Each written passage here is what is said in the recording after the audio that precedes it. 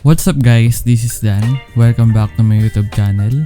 Kung napanood nyo na yung previous vlog natin, in-unbox natin yung Royal Kludge RK68 65% mechanical keyboard. Ngayon naman, i-unbox natin itong keycaps na pinadala sa atin ng Amertyr Keycaps. By the way, thank you sa pa-birthday, Amertyr Keycaps. And kung interesado kayo sa video na ito, panoorin nyo ito. Yeah.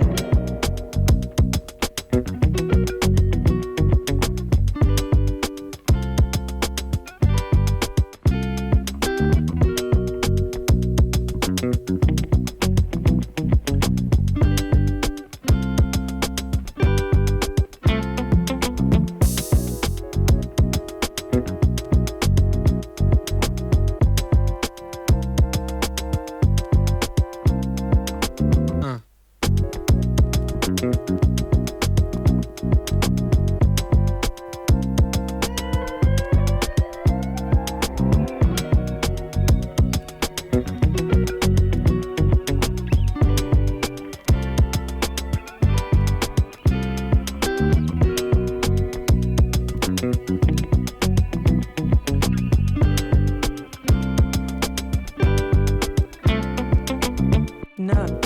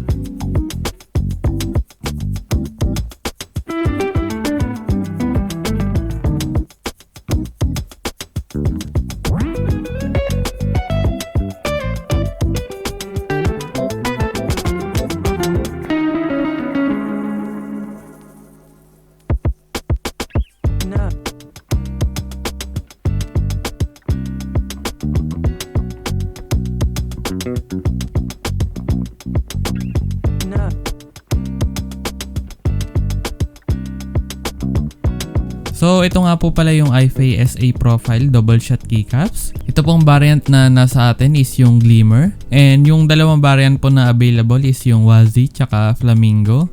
Although yung Flamingo sold out na ata. Chat nyo na lang siguro sila kung kailan sila magkaka-stock ulit kung yun yung gusto nyo. Pero napakaganda na itong Glimmer. Kita nyo naman. Very premium siya since PBT material yung ginamit sa kanya. Then 170 keys na po siya guys. So pwede siya kahit pa 100% man yung keyboard nyo or katulad na itong sa akin 65% lang. Mabibili nyo nga pala ito sa shop ng Amertyr Keycaps sa Shopee for only 1,699 pesos. Then yung Wazi naman is worth 2,399 pesos. Kung gusto nyo rin bumili, ilalagay ko na lang siguro yung link sa description box. So ayun lang naman guys. Tara, sound test na tayo.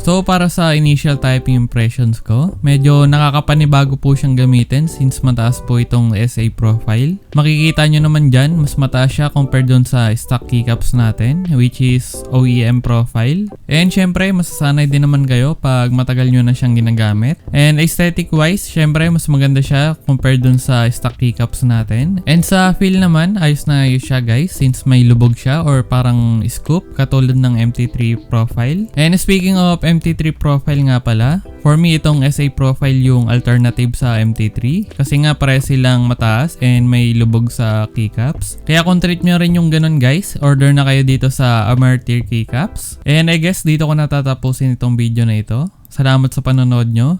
Kung nagustuhan nyo itong video na ito, pindutin nyo lang yung like, subscribe, and notification bell para updated kayo sa mga paparating na videos natin.